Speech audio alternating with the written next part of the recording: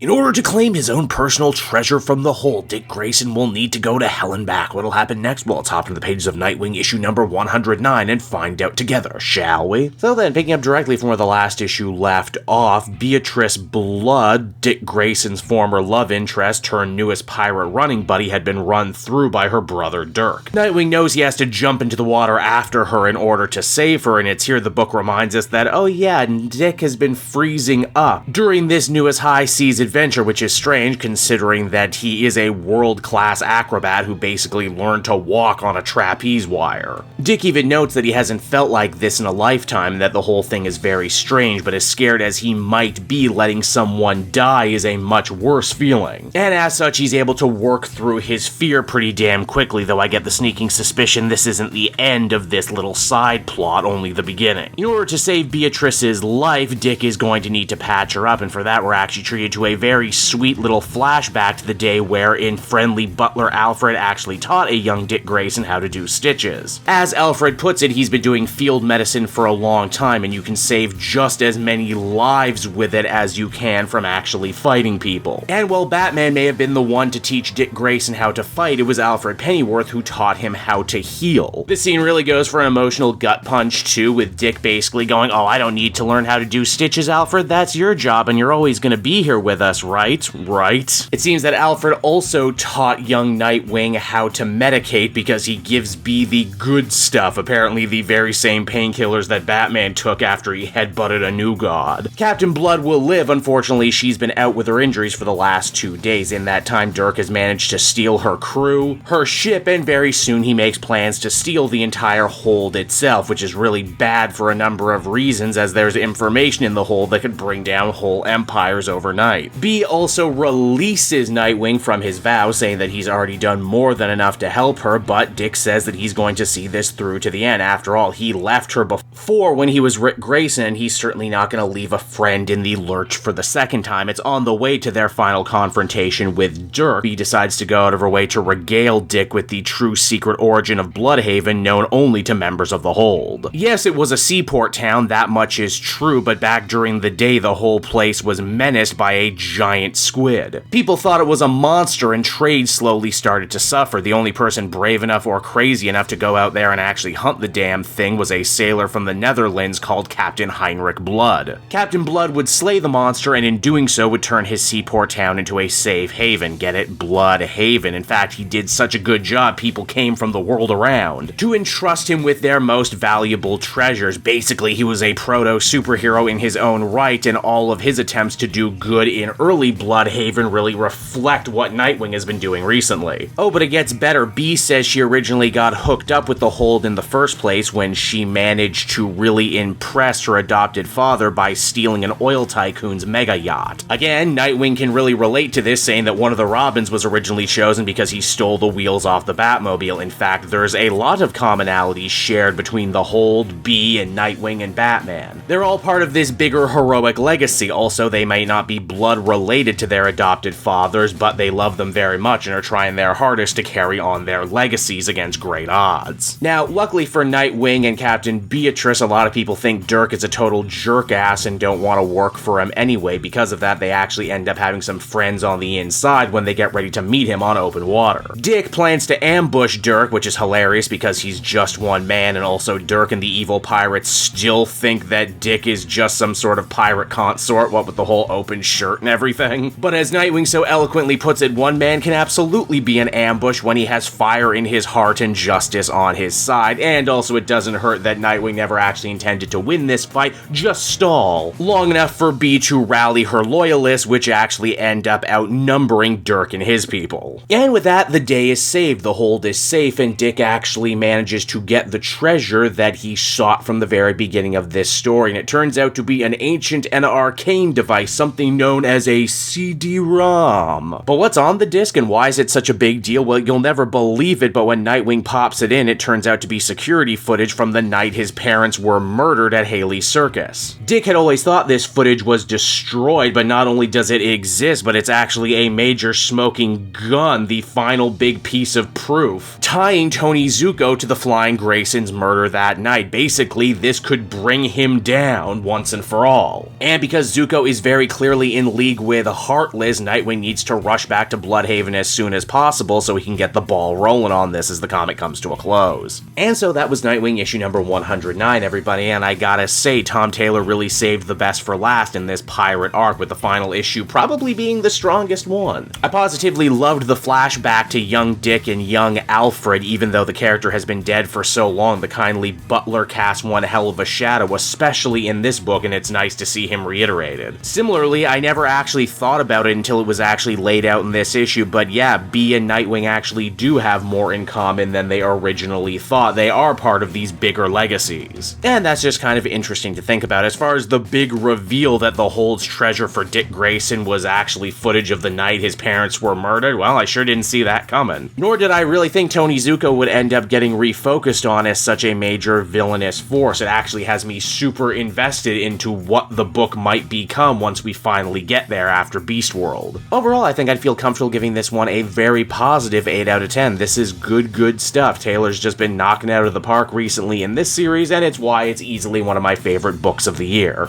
Hey there everyone, it's your old pal Cape Joel again, thanking you so much for watching to the end of the video. I hope you enjoyed it, and if you did, why not check out my Amazon link down in the description. Yes, that's right, the Cape Joel channel officially has its own Amazon storefront now. You can pick up a comic or anything else for that matter, and if you did, you'd really be helping me in the channel. So with that out of the way everyone, I will see you again next time. Bye-bye.